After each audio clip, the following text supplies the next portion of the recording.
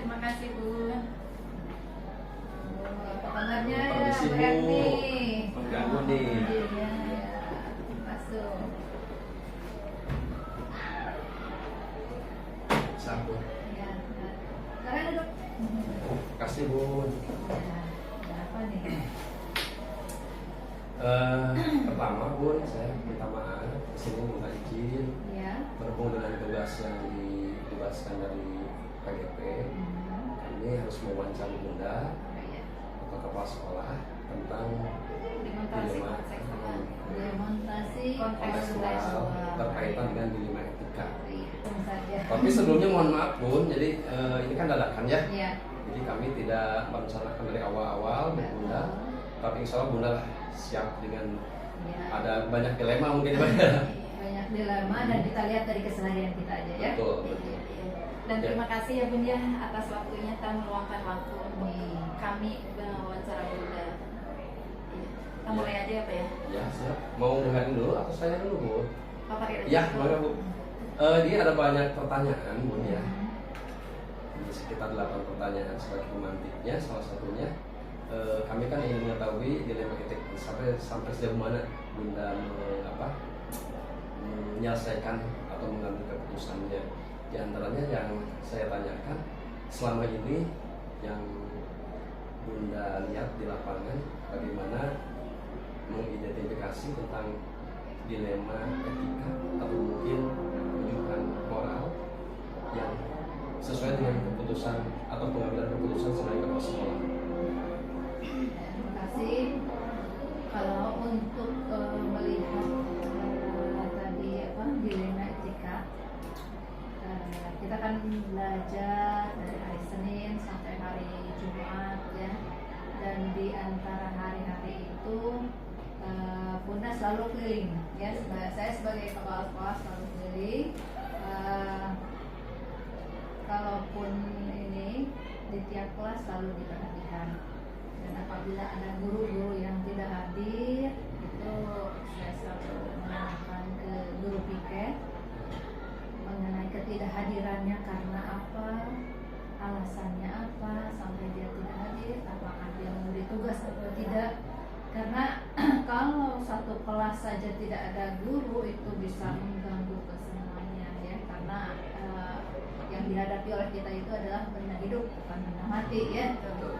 Kalau benda mati kalau ditinggal mungkin tidak akan ribut, masalah kalau ya. tidak ada masalah. Ini kalau benda hidup ya seperti murid-murid di sini kalau ditinggal oleh satu atau dua orang guru itu pastilah akan ada masalah ya. Oleh karena itu saya selalu menanyakan ke guru piket, diidentifikasi dulu sampai kenapa sampai guru tersebut tidak masuk, itu ditanyakan dulu. Terus apakah tidak masuknya itu alasannya bisa kita tolerir atau tidak. Nah ini yang dilema etika itu apabila kalau alasan-alasan yang diberikan itu tidak bisa ditolerir ya. Nah, itu akan menjadi sebuah masalah bagi saya terutama sebagai kepala sekolah untuk mencari tahu sampai sejauh mana guru tersebut bermasalah. Ya, ini kita tentang dulu ya. Guru tersebut bermasalah, kenapa sampai dia tidak bermasalah. Seperti itu ya. Jadi kita lihat dulu secara keseharian dulu, setelah keseharian kita lihat apabila memang terus-terusan tidak hadir, kita lihat permasalahannya apa. Kalau bisa ditolerir seperti sakit atau ada izin itu masih bisa ditolerir. Tapi kalau tidak ada alasan itu yang bisa kita tidak lanjut Bun ini ya terkait tadi kan kalau misalnya ada guru tersebut tidak masuk dan itu bisa ditolerir gitu ya. Nah selama ini gitu ya bagaimana Bunda menjalankan pengambilan keputusan sementara di antara dua kasus tersebut gitu ya, di satu sisi guru tersebut harus masuk sementara guru yang tidak masuk dengan ketika diidentifikasi ternyata alasannya itu bisa ditolerir gitu ya. Nah bagaimana gitu Bunda dalam pengambilan keputusan tersebut di mana dua kasus tersebut itu sama-sama benar gitu, sama-sama kedua kasus tersebut mengandung nilai-nilai unsur kebajikan. Ya, alasan-alasannya ya. Kalau misalkan bisa ditolerir seperti yang sakit, Ya. guru sakit, atau anaknya sakit, kita mungkin masih bisa ya. Kalau tidak dirawat kan tidak terlalu lama ya. Tapi kalau dirawat mungkin bisa 1 minggu lah, kita tolerirnya selama 1 minggu. Tapi di sana juga kalaupun kita mentolerir seperti itu, tetap tugas harus masuk sehingga anak ada pembelajaran ya, dan itu akan menjadi tanggung jawab guru piket untuk memberikan tugas dan mengambil hasil tugasnya sehingga anak tetap ada kegiatan. Tetapi kalau tidak bisa ditolerir karena alasannya yang memang tidak bisa kita pahami, misalnya untuk alasan-alasan yang untuk kepentingan pribadi, itu mungkin kita harus mengadakan pembinaan secara khusus ya. Jadi ada pembinaan secara khusus kepada guru tersebut, dan di sini kita mempunyai tahapan pembinaan sendiri ya, berupa pemanggilan, janjian, dan sampai akhirnya nanti yang lebih lagi mungkin saya akan konsultasi dengan pengawas pembinaan. Jadi ada tahapan-tahapannya ya. Jadi tetap pemanggilan guru, pembinaan guru, antara guru dengan pengawas sekolah, itu dulu yang pertama, dan dengan harapan tetap ada kebaikan dari hasil pembinaan itu sendiri. Seperti itu.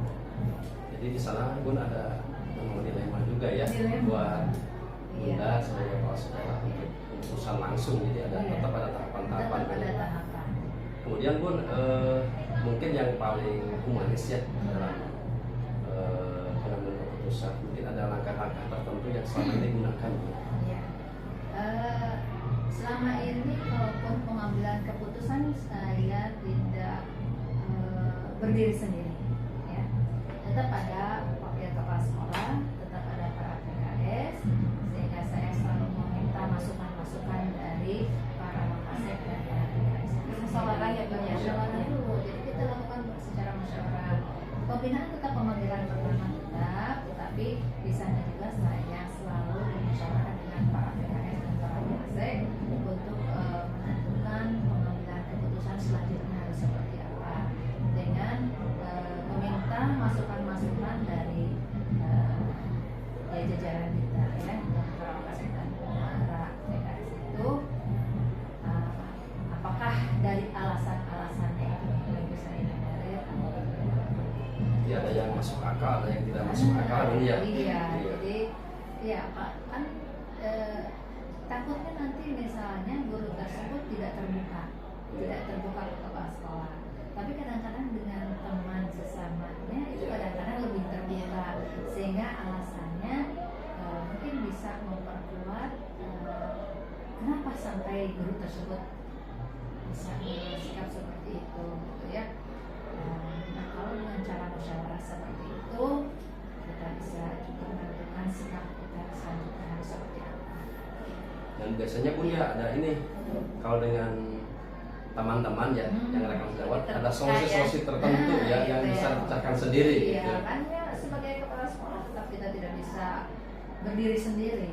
Untuk pengambilan keputusan itu, apalagi yang menyangkut hak seseorang atau menyangkut guru yang bermasalah tersebut, tetap kita tidak bisa kalau itu mah bukan seperti kacamata kuda gitu ya, Betul. tidak melihat satu arah saja, tetapi kita bisa kita harus Berbagai macam melihatnya sudut dari ya, berbagai gitu. macam sudut, alasan-alasan yang kita mau. Gini Bun, apa saja ya Bun yang dianggap Bunda efektif gitu ya dalam pengambilan keputusan dalam kasus dilema etika tersebut Bun? Yang paling efektif mungkin di sini harus komunikasi. Yang paling komunikasi. Jadi selain kita selalu mengadakan pembinaan di rapat dinas, kita akan selalu mengadakan rapat dinas selama 1 bulan 1 kali. Di sana Bunda selalu mengadakan pembinaan secara menyeluruh. Nah, Bunda juga kadang-kadang bersikap sebagai seorang teman. Jadi memanggil secara langsung, tetapi memanggil juga tidak seperti memanggil secara kedinasan, ya. Santai gitu ya. Kita bisa sikapnya santai sehingga orang tersebut tidak merasa menjadi terdakwa gitu ya. Serius santai, tidak diseriusan Jadi, sekali ya. Kopi bareng Bu ya, ngopi bareng gitu ya. Kita ajak ngobrol aja. Jadi kalau kita sikapnya santai seperti itu, kadang-kadang ya keluarlah semuanya gitu ya. Pasti ya. Nah, permasalahan itu. Tetapi kalau kita sikapnya seperti serius, seperti saya seorang kepala sekolah, ini guru sikapnya seperti nah ini bertanyanya secara serius, itu kadang-kadang malahan guru tersebut ya malahan tunduk, enggak terbuka ya, tidak mengeluarkan apa yang menjadi penyebab dia seperti itu ya. Jadi ini pas ini Bu, pas dengan pembelajaran kita Bu ya. Jadi ada sistem coaching gitu ya. Jadi sebetulnya Bunda sudah menerapkan ya. Jadi si guru atau yang bermasalah ini tidak dianggap sebagai terdakwa tertentu. Jadi sistem coaching, sistem eksekusi, mitra gitu. Walaupun posisi secara kedinasan kan beda. Terus pun mungkin dalam kasus ini, tangan kasus ini kan walaupun ada yang efektif digunakan, pasti ada tantangannya. Kira-kira tantangan seperti apa yang menjadi kesulitan untuk mengambil keputusan? Tantangannya kalau misalkan dilema etika itu berlanjut terus, tadi seperti saya katakan, setelah berbagai macam cara kita laksanakan, tadi secara pembinaan secara keseluruhan sudah, berbicara secara kemitraan sudah, terus mungkin nanti berlanjut ke lebih serius lagi, tetapi masih tidak ada perubahan. Mungkin langkah selanjutnya saya membuat surat perjanjian. Nah, di mana kalau surat perjanjian tersebut tetap tidak dilaksanakan juga, mungkin saya akan menyerahkan ke pengawas pembina, karena kalau bagaimanapun saya sebagai kepala sekolah tetap mempunyai pimpinan itu ada urutan-urutannya, dan setelah kepala sekolah mungkin ada pengawas pembina. Mungkin dengan pengawas pembina itu pembinaannya lebih bisa intens lagi ya, seperti itu. Jadi tetap kita pergunakan hati nurani kita sebelum kita melangkah jauh itu. Kita adakan ya pendekatan dulu, tetapi kalau misalkan hal itu tetap tidak ada perubahan, mungkin yaitu langkah selanjutnya ya. Walaupun mungkin kalau kita melihat permasalahannya misalkan tidak sesuai dengan hati nurani kita, misalkan karena alasannya di sini kadang-kadang alasannya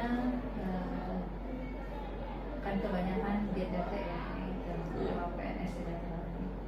Kalau GTT itu kaitannya dengan ekonomi. Ya. Jadi perasaan muncul ya. Ekonomi ya. Kalau di sini misalkan karena di sini tidak mencukupi dari dana yang kita anggarkan untuk GTT tersebut, terus dia mencari di luar. Tapi kalaupun mencari di luar, sebenarnya saya sebagai kepala sekolah tidak marah, hanya tetap harus tahu kewajiban di sini dulu, kewajiban dulu yang harus dilaksanakan di sini. Setelah itu ada waktu luang silahkan ya, jadi tidak ada larangan. Ya itu yang menjadi dilemanya kadang-kadang ya. Jadi tetap harus prioritas di Iya, dulunya ya. tetap. Iya. Karena itu sudah konsekuensinya, konsekuensi dia menjadi seorang guru ya. Jadi ada aturan, ada kewajiban yang harus dijalankan. Jadi tantangannya banyak pun ya. Gurunya tidak bisa dibina ya. Kemudian juga kita juga punya perasaan gimana gitu ya. Ya karena yang itu, ya itu yang dihadapi itu adalah benar-benar hidup Iya. ya. Yang memang harus berkembang. Harus ada orangnya, harus ada guru lah di sini. begini Bun, dalam kasus-kasus barusan ya, tadi Bunda katakan bahwa untuk apa namanya, dalam pengambilan keputusan tersebut Bunda dengan mengadakan pendekatan-pendekatan, kemudian juga membina gitu ya, terutama mungkin yang untuk guru honorer yang secara apa namanya, yang secara finansial, tapi mohon maaf ya, bukan ini, bukan seperti kesannya gitu ya, maksudnya kita tidak menutup mata. iya itu, jadi untuk kebutuhan secara ekonomi gitu. Nah ini Bunda dalam menjalankan pengambilan keputusan tersebut, apakah Bunda itu terjadwal atau ada tata caranya, atau spontanitas ketika Bunda melihat ada suatu masalah yang dimana masalah tersebut mengacu kepada apa namanya, dilema etika gitu, apakah Bunda itu langsung menyikapinya secara spontanitas atau memang ada di jadwal gitu? Ya, memang di sini dua-duanya bisa kita jalankan, ya. Dua-duanya. Ada kalanya kita memang harus spontan, tapi tadi sekarang juga tidak bersikap mendakwah gitu ya. Tetapi kita ngobrol Sebagai mitra ya sebenarnya gitu ya. Tapi ada juga kita ada jadwal tersendiri, di sini kita juga kan ada supervisi ya. Supervisi itu tidak hanya supervisi kapal sekolah masuk ke kelas saja, tetapi supervisi juga di sini kita mensupervisi dari sikap dan tingkah laku. Nah kalau misalkan itu biasanya saya selalu membuat jadwal tersendiri apabila memang, tapi kita identifikasi dulu siapa-siapa saja misalkan yang memang harus kita jadwalkan untuk mengadakan pembinaan itu. Nah itu kalau sudah kita jadwalkan, kita tentukan harinya dan kita panggil yang bersangkutan ya untuk mengadakan pembinaan.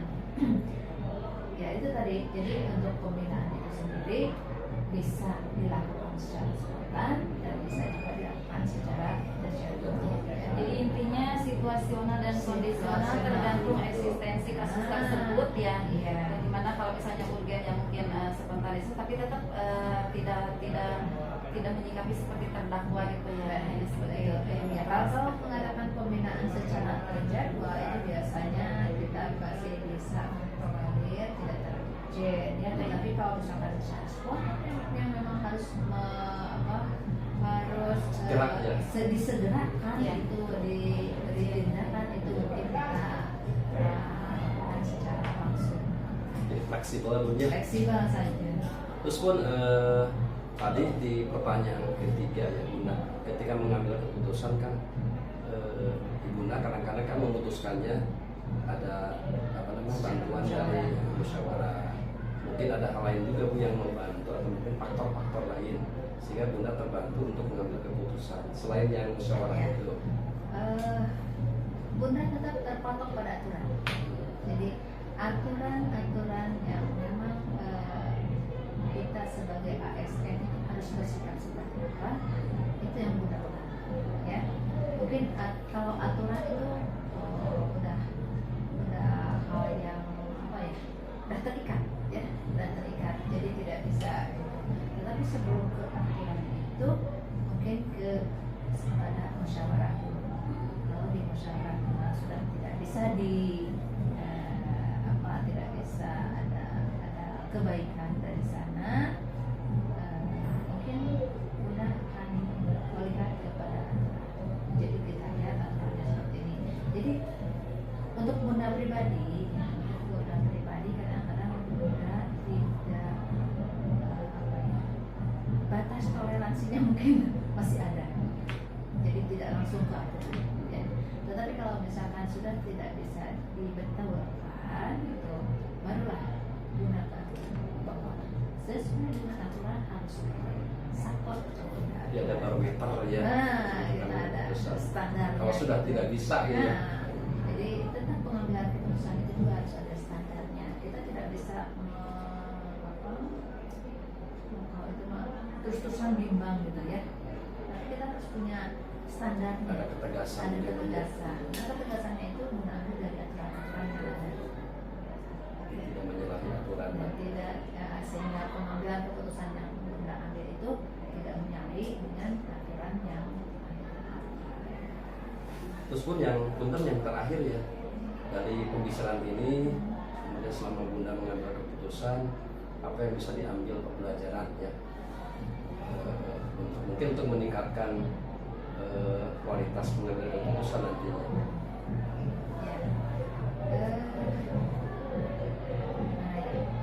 Jadi kalau ini kita tetap, kalau ini jam terbang sih, jam terbang kita harus semakin bertambah, kita semakin memahami kompleksitas semua stakeholder yang ada di sekolah, kita harus mengenal semuanya. Jadi kita bisa komunikasi kita bisa semakin lancar. Dengan kita semakin mengenal semua stakeholder itu, kita adakan komunikasi yang lebih lagi. Di sana kita bisa memberikan masukan-masukan yang mungkin bisa dipahami oleh semuanya. Mengapa tindakan-tindakan itu harus dilakukan? Ya, jadi sharingnya punya. Yang penting ada komunikasi, ada sharing. Ya. Semakin jam terbangnya semakin banyak, semakin luas ya.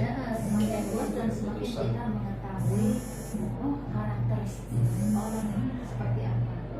Ya. Jadi kita tidak bisa egois, kita harus memahami karakter tiap orang. Ya.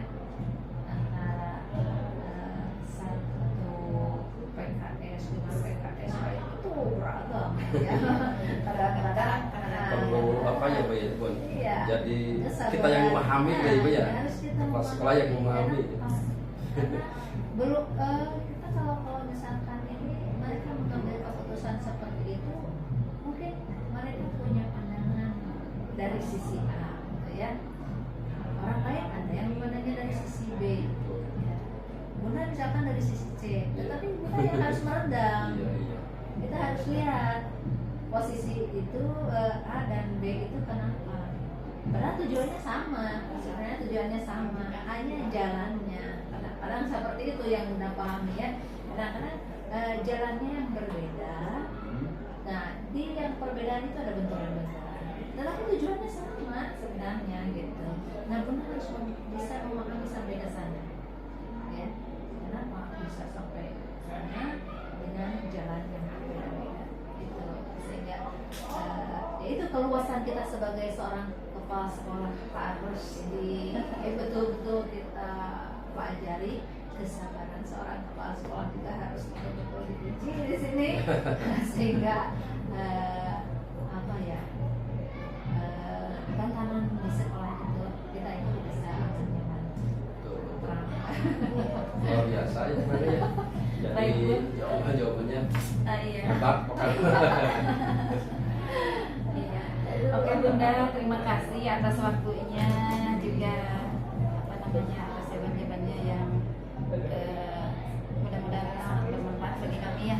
Dan ini sangat membantu untuk penugasan kami dalam pendidikan guru penggerak untuk tugas demonstrasi kontekstual. Begitu ya Pak Panitia? Iya, dan mungkin untuk berikutnya kalau misalnya ada tugas mungkin di luar ini juga mungkin ada Bu. Iya.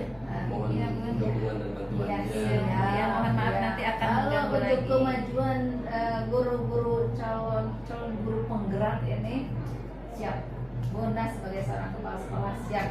Dan kami Terima minta maaf kasih Bu. banyak Dan kami atas minta maaf juga atensinya. mungkin kami belum bisa memberikan kontribusi yang besar buat Iya, sekolah. iya. Kami terus bertahap belajar. Ya, ya Bunda memahami itu.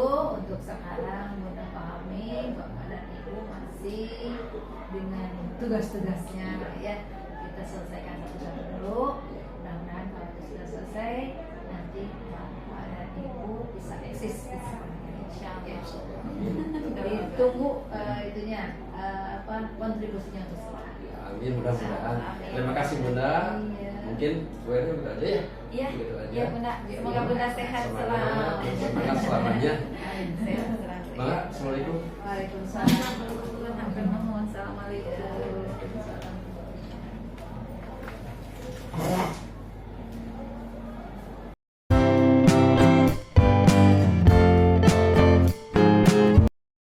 Bismillahirrahmanirrahim. Assalamualaikum warahmatullahi wabarakatuh. Waalaikumsalam warahmatullahi wabarakatuh. Pertama-tama Bapak saya minta izin datang ke sini mau mewawancarai nih. Siap. Karena saya ada tugas dari PGP, Pendidikan Guru Penggerak, membuat demonstrasi kontekstual yang isinya mewawancarai tentang dilema-dilema yang dialami oleh kepala sekolah. Dan juga Bapak saya mengucapkan terima kasih nih. Siap. Sudah diberikan kesempatan ke sini, kemudian Bapak juga menyempatkan untuk berkomunikasi dengan saya. Begini Bapak, ini ada beberapa pertanyaan. Iya, oke. Siap. Mudah-mudahan ini insya Allah memuaskan semua. Iya. Pertama, Bapak selama ini kan Bapak sebagai kepala sekolah mungkin akan mengalami namanya dilema. Iya. Ya. Ada pilihan-pilihan keputusan yang harus diputuskan satu. Nah, kira-kira bagaimana Bapak dapat mengidentifikasi kasus-kasus dilema di sekolah Bapak? Secara umum, setiap manusia, setiap organisasi, satuan pendidikan yang namanya masalah, problem, dan dilema pasti ada. Dan kita dalam berbagai masalah dan dilema tersebut harus mengambil satu keputusan yang memiliki nilai yang betul-betul merangkul dan bisa mengikat secara keseluruhan dan menjadi satu keputusan yang betul-betul memiliki nilai untuk memajukan taruh di sini sekolah, untuk memajukan sekolah. Maka kita harus memiliki satu visi, satu misi, satu aturan yang mengikat dan mampu untuk memberikan jawaban-jawaban terhadap tantangan yang berupa dilema dan problematika. Gitu, seperti itu. Jadi guru harus paham dulu visi sekolah ini Pak ya? Harus paham visi sekolah. Kalau tujuan sekolah sudah dipahami oleh setiap guru, kan problem ini yang ada. Karena untuk visi misi itu kan berbeda. Setiap satuan pendidikan, setiap tempat itu sudah jelas berbeda. Nah, kalau kita sudah menyatukan visi dan misi dan rekan-rekan kita, link guru tersebut sudah memahami tujuan sekolah kita, maka apapun yang akan kita tempuh, yang akan kita idamkan, yang akan kita impikan itu akan berjalan dengan mulus karena satu orang dengan yang lainnya akan saling bahu membahu, saling mengisi pada kekurangan kelebihan tersebut. Seperti itu yang kami rasakan, kami laksanakan. Luar biasa ya Pak. Soal sekolah itu betul-betul sudah menguasai visi dan bisa memahamkan kepada guru. Baik Bapak, yang kedua, ini selama ini Bapak dalam menjalankan pengambilan keputusan ya.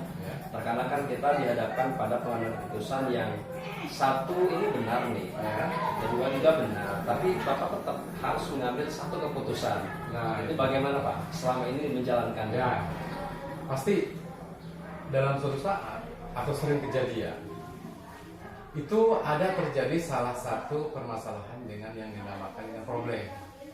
Problemnya apa? Problemnya misalkan kita kemajuan sekolah, saling-saling berargumen untuk mempertahankan gini loh permasalahan yang harus kita tempuh itu supaya mencapai satu tujuan. Kata yang lainnya, kata si B ini loh Pak, saya mengajukan hal semacam ini, program saya sepanjang ini, program saya bagus loh Pak, coba Bapak lihat di mereka mulai saya. Tidak Pak, yang saya juga bagus problemnya. Nah, kadang-kala kita juga harus bijaksana dalam hal ini. Kita hargai pendapat mereka, kita adopsi. Nah, prinsip saya selama ini kita belajar long life education, bahwa kita selamanya belajar. Dari mereka kita belajar. Si A itu memberikan pemahaman seperti ini, si B juga memberikan pemahaman seperti ini. Ternyata kita satukan dalam satu komprehensi, satu bundel, ternyata bagus semua. Nah, hal-hal semacam itu yang kita adopsi, dimusyawarahkan, kalau saya dimusyawarahkan untuk sepakat dan mufakat, sehingga tujuan mereka, tujuan si A dan tujuan si B itu ternyata ketemu di situ. Dan disitulah saya mengambil keputusan harus begini. Dan di situ seorang manajer sebagai lokal sekolah harus memberikan satu keputusan yang tepat, yang tidak berpihak kepada si A dan si B. Dan mereka bisa menerima dengan legowo dan bisa memberikan kepuasan kepada mereka terhadap problem yang mereka hadapi, terhadap ajuan mereka yang diajukan tersebut.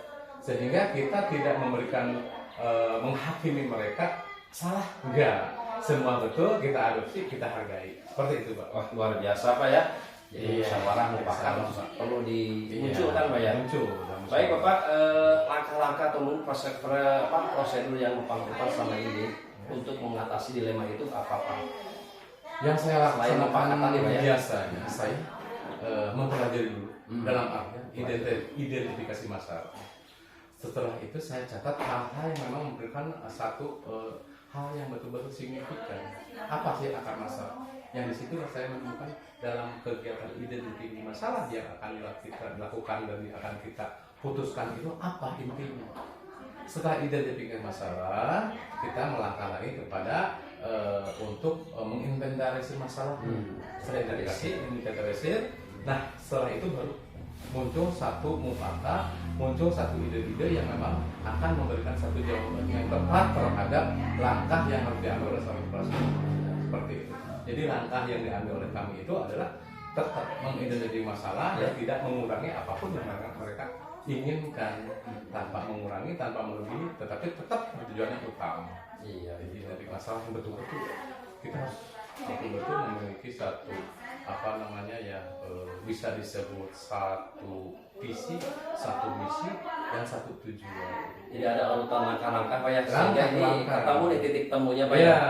Jadi tidak serta-merta ketika ada masalah langsung kita fokus ke situ, langsung masalah enggak. Jadi kalau seperti ini Pak, seorang kepala sekolah menurut pendapat saya Pak ya, ini bisa menyelesaikan tanpa ada yang tersinggung, tanpa terhakimi Pak ya. Iya. Nah mungkin Pak, walaupun demikian kita musyawarah mufakat dengan guru-guru, terkadang kan ada hal-hal yang menantang Pak. Kira-kira apa hal yang menantang dalam menghadapi dilema yang tadi Pak? Iya. Ada beberapa hal yang menantang, misalkan memang salah satunya adalah berkaitan dengan perasaan seseorang karena ketidakpuasan walaupun memang secara musyawarah mufakat mereka sudah menerima, tapi kadang-kadang mereka secara prinsip mereka masih ada kepuasan. Nah itu masalah-masalah yang memang tidak serta-merta selesai dalam satu saat, makanya memerlukan tentang waktu. Setelah itu baru ada kesepakatan yang memang kita menemukan jawaban tersebut. Jadi memang perasaan Pak ya tidak bisa diraba itu betul, ya. Itu sulit, tantangan betul iya, Pak. Tantangan Ya. Pak. Terus Pak gini, di samping tantangan Ya. kan mungkin ada juga hal-hal yang paling efektif untuk mengambil keputusan Pak. Ya. Yang paling efektif itu apa? Yang paling efektif yang kami laksanakan, saya selalu memberikan reward Pak. Selalu kami memberikan reward kepada siapapun guru yang memberikan masalah-masalah itu yang dianggap saya itu menyelesaikan masalah tanpa masalah. Menyelesaikan masalah tanpa masalah. Jadi reward Pak ya? Reward buat mereka. Jadi mereka itu tidak merasa terdolimi, tidak merasa diabaikan, tidak merasa direndahkan. Tetap saya berikan reward bagus. Ini yang saya suka dari kalian. Saya seperti itu selama ini. Jadi bentuk-bentuk rewardnya di samping yang Bapak sampaikan, ada yang lain nggak Pak? Bentuk-bentuk reward seperti itu ada beberapa hal. Ada berupa sertifikat yang saya kasihkan sebagai guru terbaik, sebagai guru teraktif. Ada juga guru yang berpikir kritis. Ada. Saya berupa sertifikat. Ada juga yang berupa pujian ketika istilahnya dalam rapat memberikan pujian-pujian kepada semua guru dan memberikan contoh sebagai tauladan guru yang memberikan reward itu. Kalau misalnya kan ini Pak, kalau kita ambil lagi pertanyaan tadi bahwa guru itu tidak ada yang kita itu jangan sampai guru itu terhakimi. Iya. Sementara mungkin pasti ada Pak ya, Iya. Guru yang perlu dikasih reward Iya. dan guru yang mungkin Pak ya, Iya. perlu dikasih punishment Pak ya. Oke. Apakah ada itu Pak? Ada. Oh, ada. Semacam itu. Tapi justru ketika kita melaksanakan hal-hal semacam itu dan saya menyambut baik, ada masalah-masalah dan saya kasih reward, justru yang dikasih punishment itu ya justru bersaing.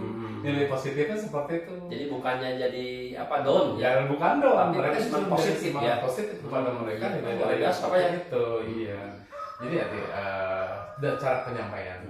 Cara penyampaian kita, metodenya bagaimana, formulanya bagaimana sehingga kita menyampaikan hal-hal semacam yang memang sensitif seperti itu, tidak memberikan kesan kepada mereka, merendahkan mereka yang lain gitu. Jadi ada formula yang Bapak bikin, Formula seolah-olah si punishment ini bukan punishment gitu ya, Bukan. tapi pemicu, Iya. pemantik Pak supaya bersemangat lagi. Iya. Oke Pak, tadi Bapak ada kata-kata mengatakan bahwa dalam mengambil keputusan ini supaya memang enak ke semuanya kan dicari waktu-waktu tertentu gitu ya. Iya. Pertanyaannya adalah apakah Bapak itu menggunakan jadwal tertentu untuk mengambil keputusan Iya. atau mungkin Bapak ngambil keputusan langsung Iya. atau bagaimana Pak? Nah, konteks dalam pengembalian satu masalah dan setelah kita melakukan alur secara identifikasi masalah, terus inventaris masalah, terus kita mempelajari bagaimana pemecahan yang terbaik. Setelah itu dalam kurun waktu beberapa hari tanpa istilah langsung menjadi waktu itu, saya baru memanggil, mengumpulkan mereka dan berdialog di situ. Nah, ini yang kita putuskan, dan disitulah yang namanya kita memberikan reward, memberikan istilahnya pemberian penghargaan kepada mereka tanpa satu orang pun merasa diri terhakimi. Sehingga pada saat-saat tertentu itulah kondisi rapat keseluruhan karena masalah itu seolah-olah dari mereka justru kita memecahkannya dan disepakatilah waktu itu oleh biasa yang lain. Jadi pengambilan keputusannya memang terjadwalkan secara matang ya. Adanya mungkin ini dibolak-balik tuh Pak ya. Memikirkan dampaknya gimana ke si A, ke si B. Luar biasa Pak. Kemudian Pak, adakah saya yakin Pak ya, Bapak dalam mengambil keputusan ini walaupun mungkin ada rekan-rekan yang lain mungkin memberikan support, memberikan motivasi. Kira-kira Pak ada nggak seseorang atau faktor-faktor lain yang bisa membantu Bapak dalam pengambilan keputusan atau mengeksekusi keputusan? Nah, selama yang saya jalankan, betul saya sebagai manajer, sebagai kepala sekolah yang mengambil keputusan. Tetapi prinsip saya bukan satu-satunya saya pengambil keputusan. Dalam proses pengambilan keputusan, saya selalu melakukan dialog dengan guru-guru lain, anggota guru yang lain yang memang istilahnya kita anggap mampu untuk memberikan satu masukan ke kita, dan kita menghargai pendapat mereka. Jadi selama ini tetap bahwa pengambil keputusan ada di kepala sekolah, tetapi sebelum pengambilan keputusan itu ada satu proses yang tidak dilaksanakan dengan dialog dengan rekan-rekan yang lain, seperti itu. Jadi rekan-rekan guru yang lain ya diminta pendapat bagaimananya, dan ternyata dari mereka ada antusias, ada memberikan satu motivasi kepada saya juga bahwa ini betul Pak yang dikasih Bapak itu, yang diyakinkan oleh Bapak ini masalah seperti ini. Jadi ada apa yang namanya diskusi yang merupakan pemecahan masalah dan masalah tersebut. Jadi suasana apa kepemimpinan ini ya Pak demokratis sekali Pak ya. Demokratis. Saya nggak mau jadi istilah pimpinan yang betul-betul anarkis seperti itu. Otoriter ya. Nggak ada prinsip saya. Semua pendapat mereka dianggap saya benar. Walaupun karena apa mungkin penting juga ya otoriter ya. Penting. Situasi tertentu penting juga ya. Situasi tertentu. Yang yang saya sebutkan tadi bahwa satu keputusan itu mutlak dari kepala sekolah. Tetapi dasarnya apa? Dasarnya atas dasar kesepakatan. Sehingga bisa diterima oleh rekan-rekan yang lain. Kesepakatan. Iya, kesepakatan. Oke Bapak, yang terakhir, maaf ya. Siap. Dalam percakapan ini banyak sekali hal positif yang bisa saya ambil sebagai inspirasi juga. Menurut Bapak ini selama Bapak menjabat sebagai kepala sekolah atau mungkin guru ya Pak ya, kan jadi guru juga lama Pak ya. Apa sih hal yang perlu diambil atau dipetik dari cara mengambil keputusan? Hal-hal yang positif yang harus kita pikirkan, pertama, kita harus mengambil keputusan itu secara bijak. Pertama.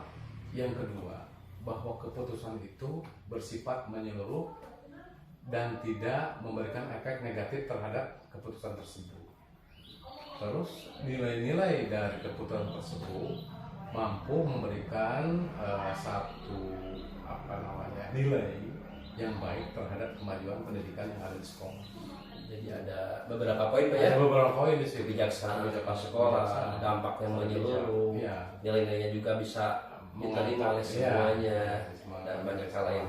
Luar biasa Pak, ini percakapannya sangat saya antusias sekali. Banyak yang perlu digali. Terima kasih. Tapi berhubung mungkin waktu ini terbatas ya Pak ya. Sekali lagi saya mengucapkan terima kasih dengan kesediaan Bapak di sini. Siap. Jangan ragu-ragu lagi Pak. Kalau misalkan saya kesini lagi, saya minta tolong Pak. Kami terbuka untuk menggali semua ilmu yang ada di Bapak. Mungkin itu saja Pak hari ini. Mungkin kita akan sambung lagi di lain waktu. Amin. Mudah-mudahan banyak umur kita ya. Amin. Terima kasih. Wassalamualaikum warahmatullahi wabarakatuh. Waalaikumsalam warahmatullahi wabarakatuh.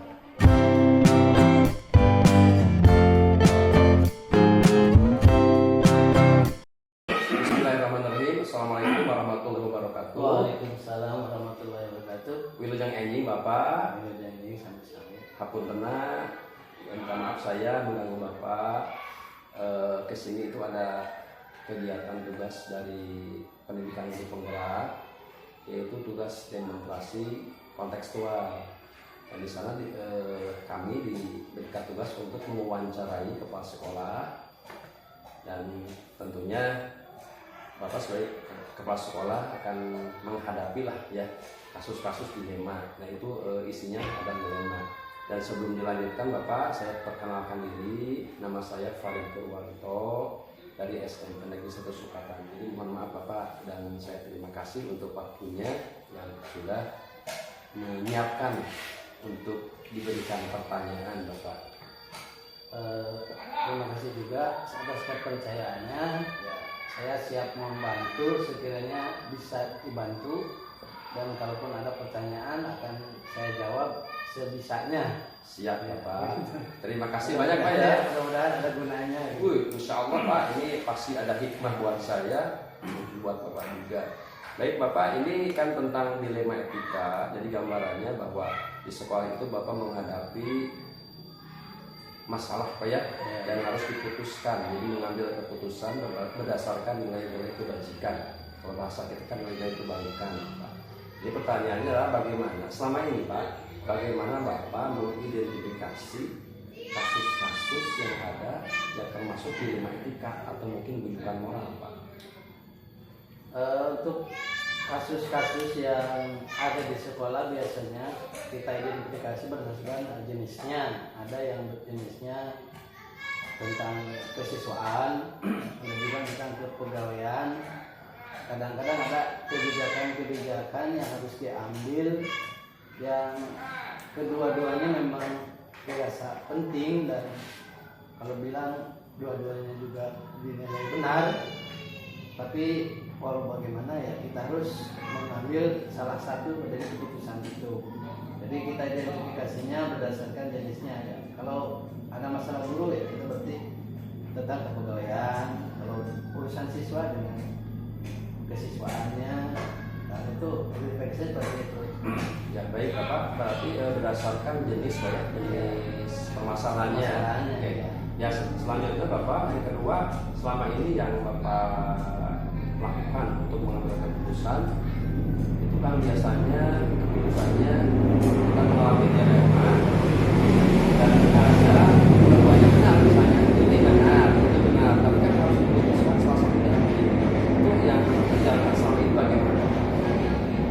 Ketika kita menghadapi satu dilema, ketika seperti itu, yang pertama adalah kita mencari atau menentukan latar belakang dari masalah itu. Kemudian dari latar belakang itu kita juga mencari data-data dari rekan-rekan guru yang ada, istilahnya minta pendapat lah kalau masalahnya bagaimana. Pada akhirnya setelah terkumpul data yang ada, biasanya saya menimbang-nimbang efeknya untuk kebaikan baik jangka pendek maupun jangka panjang. Nah, biasanya saya lebih condong kepada efek dari masalah itu untuk jangka panjangnya, untuk kebaikan institusi sekolah ini. Jadi ya Bapak, dampak-dampak yang nanti ke yang akan datang, apa yang tadi sudah terbayangkan Pak ya? Iya. Jadi lihat latar belakangnya juga, data-datanya juga ya Pak ya. Jadi kalau sudah ada data-data, kemudian ada pendapat-pendapat orang, kemudian saya pertimbangkan baik buruknya, baru saya ambil keputusan. Oke, betul Pak. Kemudian Bapak, langkah-langkah atau mungkin prosedur yang Bapak lakukan untuk mengambil keputusan dalam dilema ketika ini gimana Pak? Ya seperti yang barusan saya katakan, ya prosedurnya adalah pertama setiap kasus itu kan tidak sama, mungkin memerlukan penyelesaian yang cepat, ada juga penyelesaian yang agak lambat, memerlukan waktu beberapa hari atau mungkin beberapa minggu, karena kita butuh pemikiran-pemikiran. Jadi tetap yang tadi itu pertama adalah identifikasi masalah, kemudian latar belakangnya, setelah itu cari data-data pendukung untuk mendukung nanti dalam pengambilan keputusan. Jadi berkaitan Pak ya antara latar belakang data dengan pengambilan keputusan Pak ya. Iya. Dengan pertanyaan tadi yang kedua sangat apa sinkron ya. Iya. Baik Pak, yang berikutnya kan Bapak mengambil keputusan nih, ya misalnya keputusannya A, B. Mungkin ada hal-hal yang lain yang bisa lebih efektif Pak untuk mengambil keputusan langsung. Apa yang hal-hal efektif yang paling mendorong Bapak untuk mengambil keputusan? Untuk mengambil keputusan itu sebenarnya tidak ada, menurut saya tidak ada satu hal yang disebut efektif karena tergantung masalahnya. Ya tadi itu ada masalah yang bisa diputuskan dalam waktu yang singkat, ada juga yang harus agak lama butuh waktu. Nah jadi tidak ada yang benar-benar efektif dalam semua kasus, hanya efektif dalam satu kasus saja. Jadi setiap kasus punya kriteria sendiri ya, punya waktu masing-masing. Jadi tidak ada digeneralisasi bahwa semua kasus pakai ini, tidak bisa. Jadi tidak ada satu trik ya. Iya, jadi setiap kasus punya penyelesaian harus begini. Ya Bapak, jadi ini kan fleksibel berarti ya. Iya. Kasus ini tidak bisa monoton satu saja, beda-beda. Jadi sehingga langkah efektif itu tidak ada yang baku, Tidak ada yang baku, kasus per kasus. Betul Pak. Berikutnya Pak, kan dalam mengambil keputusan dalam dilema etika ini, tentu kita menghadapi tantangan dalam mengambil keputusannya. Kira-kira Pak, apa sih yang menjadi tantangannya? Tantangan yang ada biasanya dalam sebuah kasus, misalnya kalau ada konflik intern antar guru dengan guru, biasanya tantangannya adalah egoisme dari masing-masing guru ketika akan diselesaikan sama-sama ingin menang. Nah itu yang menjadi tantangan kita. Nah akhirnya ya kita tetap harus berpikir memutuskan harus bagaimana menghadapi masalah seperti itu. Nah kalau gurunya diberikan kesadaran dua-duanya dengan dialog, nah, kemudian mereka mengerti, ya biasanya selesai. Itu tidak terlalu lama seperti itu. Jadi tergantung daripada individu guru Pak ya. Ya, kalau kasusnya seperti ada konflik intern antar guru. Tapi selama ini Pak gimana guru-guru? Kalau misalnya Bapak memberikan solusi A, B misalnya secara intern pribadi guru, apakah umumnya langsung menerima? Apakah memang mereka bengong ya, egois gitu, gimana Pak? Nah setelah diberikan penjelasan kedua-duanya, apa yang saya putuskan biasanya kelihatannya pada saat itu yang menerima. Karena saya jelaskan ini baik buruknya kalau mengikuti ini juga begitu, baik buruknya begini. Jadi sama-sama sering mengerti. Jadi ada pemahaman Pak ya? Ya, itu penting pemahaman Iya. dari kasusnya. Nah, di sini kan berarti memerlukan kepala sekolah yang bijaksana, gitu ya, yang memang berpikirnya ke depan Pak ya. Iya, Jadi harus sekolah juga, kemudian juga dari guru-guru juga dan imbas kepada anak-anak Pak ya. Yang penting hasil keputusan itu tidak dirasakan memihak salah satu pihak. Betul Pak, itu dalam apa pembicaraan atau mungkin Pak dalam coaching memang seperti Pak ketika misalnya ada kasus ya melibatkan anak atau mungkin guru, memang jangan ada yang sampai terhakimi gitu ya. Iya. Walaupun salah Pak ya. Iya. Betul. Harus merasa muncul kesadaran. Betul Iya, Pak. betul. Jadi istilah seperti itu Pak ya. Iya. Luar biasa Bapak. Mudah-mudahan ini terus berkelanjutan pada mengambil keputusan. Baik Pak, berikutnya begini Pak. Dalam mengambil keputusan itu tentu kan ada yang terjadwal, ada yang tidak. Kalau Bapak ini ada memang dijadwalkan atau tidak ya, atau memang langsung penyelesaian eksekusi, nah gitu Pak. Seperti tadi yang sudah saya jelaskan bahwa setiap kasus itu punya masalah yang berbeda. Ya, kalau misalnya bisa langsung itu tidak perlu ada jadwal. Ya Pak. Misalnya ya langsung saja buat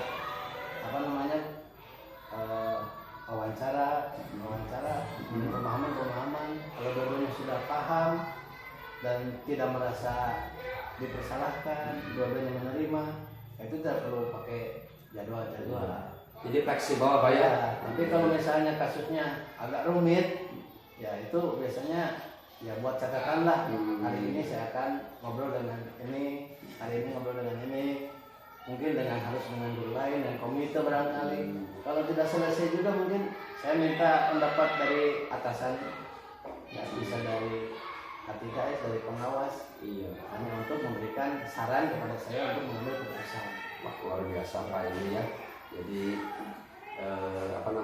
tidak bisa baku kayak tadi Pak ya. Iya. Fleksibel saja. Ada yang langsung bisa, ada yang harus terjadwalkan. Maka ya, dijadwalkan juga tidak mesti sehari 2 hari Pak ya. Iya. Jadi bertahap gitu ya. Iya, supaya lebih daya pikirnya tidak terlalu tergesa-gesa. Betul Pak.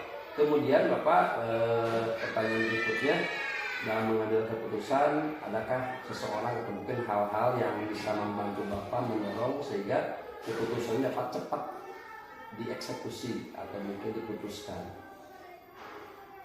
Sebenarnya keputusan itu mutlak adalah keputusan dari pimpinan institusi, yaitu kepala sekolah sebenarnya. Iya. Tapi kalaupun kita mandek, ya, agak pusing, ya tadi ya begitu, kita minta pendapat dari orang-orang, baik dari internet sekolah, guru-guru, komite, bahkan ya tadi itu ya minta pendapat dari atasan. Iya, iya. Kalau saya punya kasus ini harus bagaimana? Nah, setelah ada saran-saran, ya kita laksanakan, kita eksekusi gitu. Jadi orang-orang yang atasan kita juga tetap bisa membantu. Iya. Atau mungkin rekan guru juga Pak ya. Iya, Istilahnya bisa diajak musyawarah komunikasi sehingga kepala sekolah bisa berpikir membolak-balik, Iya. menimbang-nimbang mana yang paling baik untuk Iya. semuanya. Ya Bapak, yang terakhir ini pertanyaannya gini Pak. Kita kan berbicara sudah beberapa menit Pak ya. Apa yang bisa diambil kesimpulan mungkin selama Bapak menjadi kepala sekolah dengan adanya pengambilan keputusan yang berkaitan dengan dilema etika? Setiap kasus apapun ya yang terjadi di sekolah, baik itu yang berupa dilema etika maupun kasus-kasus apapun, yang saya lakukan itu adalah sesuai dengan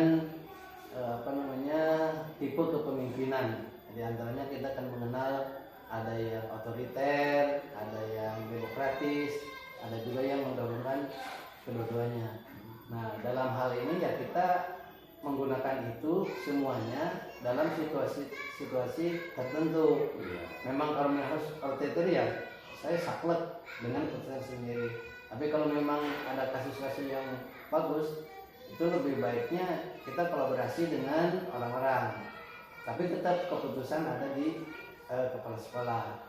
Artinya ya tergantung situasi lah. Tapi yang paling banyak saya lakukan dan harus dilakukan adalah kolaborasi. Minta pendapat dari orang-orang lain, ya, dari guru-guru, tetap itu harus dilakukan. Sebab kalau menggunakan pikiran sendiri kadang-kadang menurut kita benar, menurut orang lain belum tentu benar. Nah, oleh karena itu tetap kolaborasi dengan rekan-rekan, dengan atasan bila perlu, dengan komite, tetap kita lakukan. Itu biasanya hasilnya lebih bagus daripada diputuskan secara otoriter. Tapi tetap keputusan secara otoritas ada di kepala sekolah. Iya. Jadi ada kolaborasi Pak ya. Iya. Antara pimpinan atasan kita dengan bawahan kita, mungkin dari masyarakat itu Pak Iya, ya. dari masyarakat. Luar biasa Pak ini. Tapi sebetulnya Pak tipe-tipe kepemimpinan ini kan penting semuanya Pak ya. Iya. Jadi situasional. Ketika kita harus otoriter ya otoriter. Iya. Ketika kita harus bijaksana ya bijaksana. Ketika fleksibel fleksibel. Ya, itu yang dibutuhkan pimpinan Pak, seperti itu. Saya bisa mengambil hikmah atau mungkin terinspirasi Pak. Iya, Tempatnya. saya kira tidak bisa salah satu digunakan. Harus sesuai dengan permasalahannya. Karena kalau memang ada satu masalah, nah ini harus diputuskan hari ini nih. Tidak bisa harus nyari pendapat orang gitu kan. Ya udah kita laksanakan dengan konsekuensi apapun. Udah begini menurut saya. Kalau memang harus diputuskan dalam waktu yang secepat-cepatnya. Membutuhkan keberanian dan risiko. Iya, konsekuensi Pak ya. konsekuensinya. Iya. Tapi kalau misalnya agak santai, ya itu bisa kolaborasi. Ya, baik Bapak. Untuk sementara mungkin itu saja yang saya tanyakan. Sekali lagi saya berterima kasih untuk waktunya ini. Mudah-mudahan jadi amal ibadah Pak. Amin, amin, amin. Dan sekolah ini mudah-mudahan lebih maju lagi. Amin, amin. Terima Terima kasih Pak. Wassalamualaikum warahmatullahi wabarakatuh. Waalaikumsalam. Sukses Pak. Amin. Amin.